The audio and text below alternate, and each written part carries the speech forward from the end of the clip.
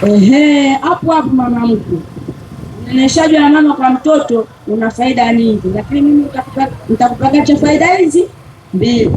Faida ya kwanza, unyonyeshaji wa mama kwa mtoto humsaidia kumkinga dhidi ya maradhi. Faida ya pili, humsaidia mtoto kukua vizuri kimwili na kiakili. Kwa wewe mama, kuna faida nyingi za watoto, lakini nitakupa hii moja tu ambayo itasikitisha maisha yako, kupunguza vifo kwa watoto. Na mimi na faida mbili kwa mama wote. Faida ya kwanza, husaidia tumbo la uzazi kurudi kawaida, na faida ya pili, kupunguza upunzaji wa kupata saratani ya matiti. Katika familia kuna faida nyingi, mimi nitatajia faida mbili.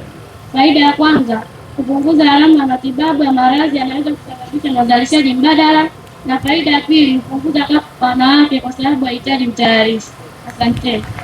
Asante, watoto wamemaliza.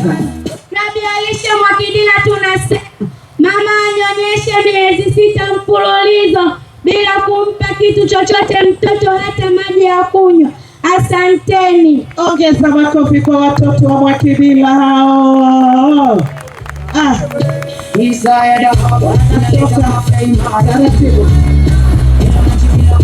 Na mwenye kulia analia kidogo.